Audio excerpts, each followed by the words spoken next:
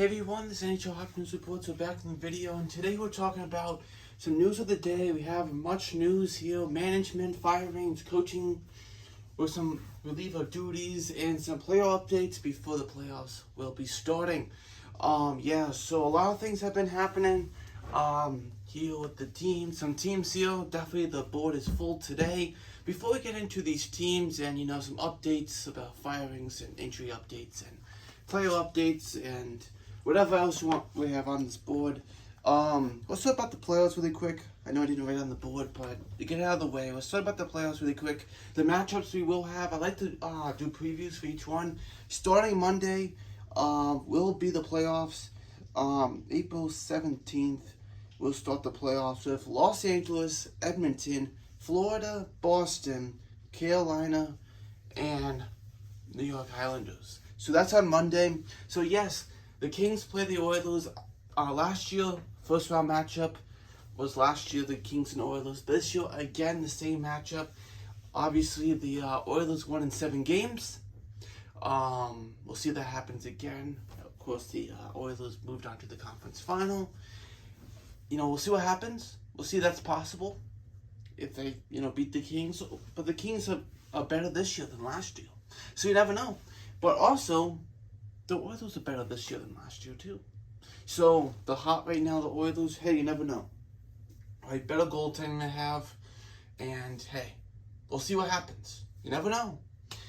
Florida and Boston, definitely interesting one. I think we all know who's going to win that. Probably Boston.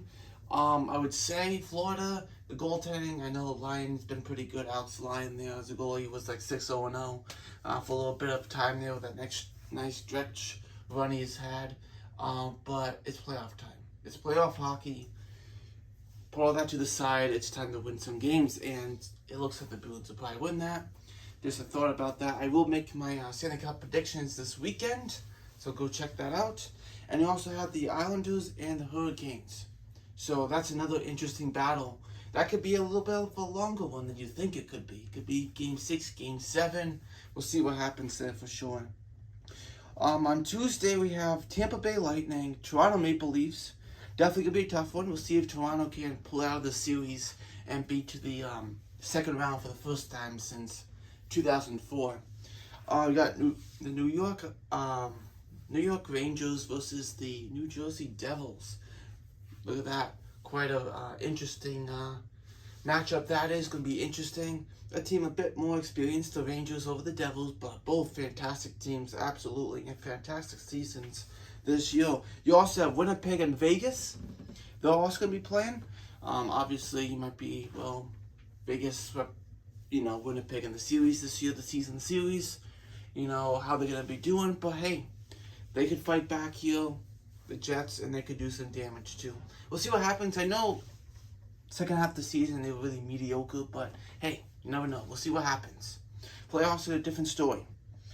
And yeah, so those are playoff matches. I just want to bring them out. So Monday, Tuesday, after Tuesday games, we'll be going to Game 2 and so on and so forth into the other series as things go along. Who gets eliminated, who, all that stuff. So thanks for listening to me about the teams there. And let me get into the news we have. Starting off with the Capitals, Peter Laviolette is parting ways with the Capitals as the head coach of them. Peter Laviolette's been there for a couple of years. I think he's done an okay job. I don't think he's done terrible. I think he's done a solid job. They've been scoring. Some of the players there, like Kuznetsov, want to leave Washington. Maybe that changes knowing that Laviolette's gone. You never know. Maybe Ovechkin said, hey, if you want, some other team players here don't want to have Laviolette anymore. Is it okay to just let him go? And not sign an extension to him? They're probably like, well, hey, we'll do that. So you never know, whatever that might have been.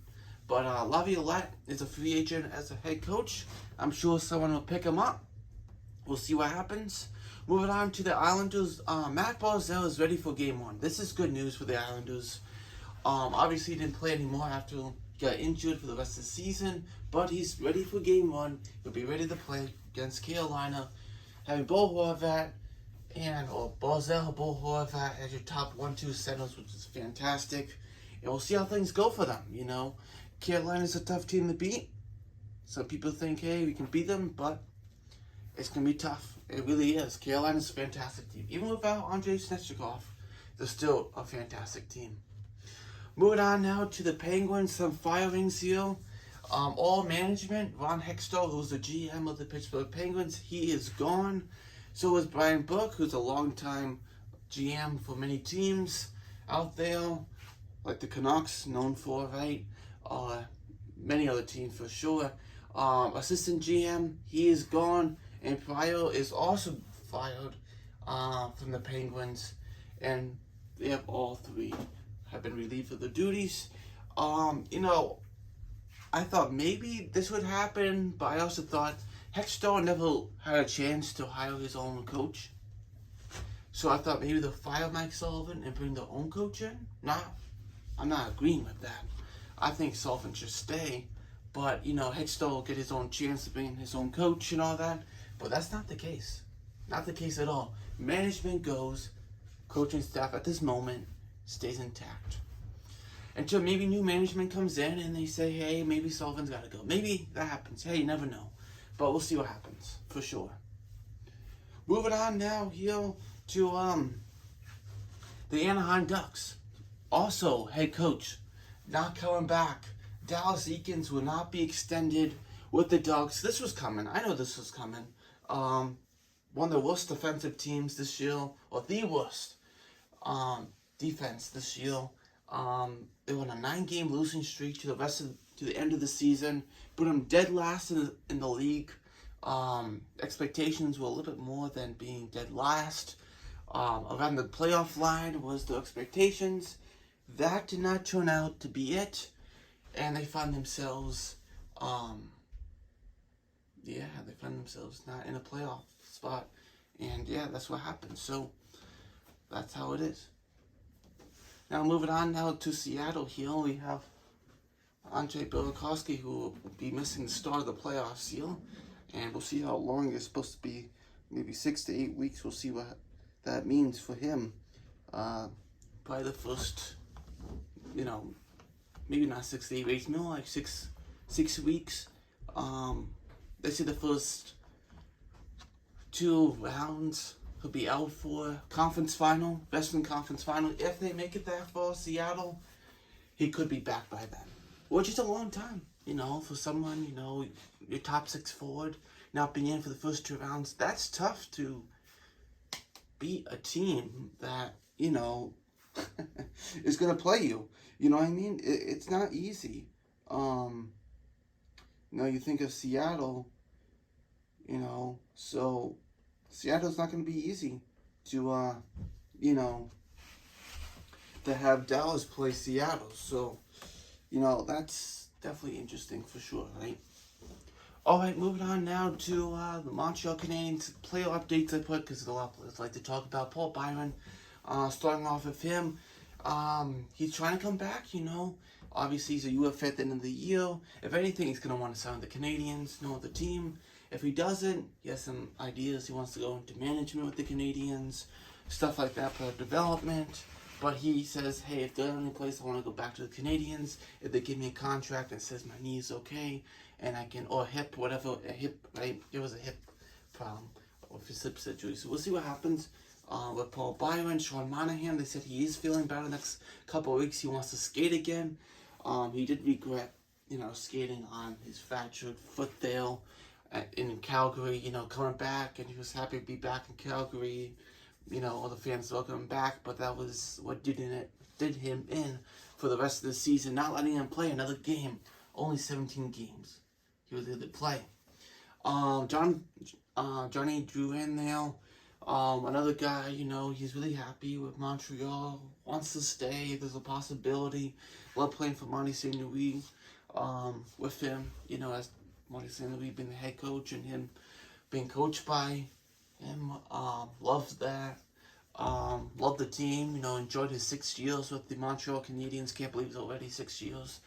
And yeah, we'll see if he gets a contract. Obviously, it's not 5.5. Well, I thought the last part of the season this year for him, he got some points. He plays, you know, some solid hockey. I know people don't like him and this and that, but I think, you know, he's not that bad. You know, I thought he wasn't that bad. So, hey, second part of the season, I thought he got better. First part, things did not go well. Second part, definitely got better. So, maybe they keep him for like a 1-year deal and a cheap deal. I wouldn't mind that, you know what I mean? Like, we'll see what happens. Also, a couple, Caulfield also looks like he'll be cleared for golfing on June 1st. June 1st, it looks like he wants to golf, meaning he's also going to be able to shoot some pucks too. After June 1st, that is a good sign. They know he'll be ready for the season, training camp, all that good stuff.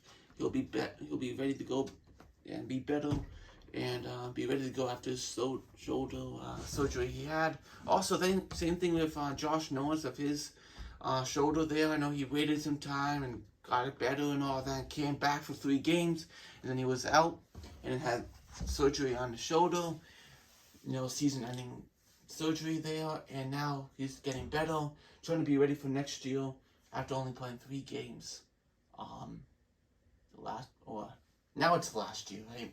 2022 to 2023 season. So, yeah, some injury updates for sure. Yeah, so that's the Montreal Canadiens updates and the Ottawa update for Josh Norris. Last topic here on the Blues. Yeah, they fired a couple of the assistant coaches. Craig McTavish is gone, and Van Ryn is also gone. I think Craig McTavish was offense assistant coach. I know Van Ryn was a defensive coach. Van Ryn, I think, might get a coaching job. I think McTavish also might get one, but Van Ryn's a pretty good defensive coach. I guess that means they're keeping Craig Berube. I'll be surprised to get rid of him. Like, I don't think he's a problem, you know. I think he's been such a solid coach. But we'll see what happens. You know, a lot of moves and a lot of things happening. And, yeah. So, that is it. That's the news we have of the day. I think also Henry Yokiho, who was playing for Sabres, he got injured and he's out for the rest of the game. That's just a minor detail. Been the last game of the season. But that's about it we got for stuff. Like I said, during the weekend, Saturday, Sunday, something like that, I'll have my playoff prediction. I better have it by then, because Monday, April 17th, starts the playoffs. So we'll see what happens, and I'll see you next video. Bye.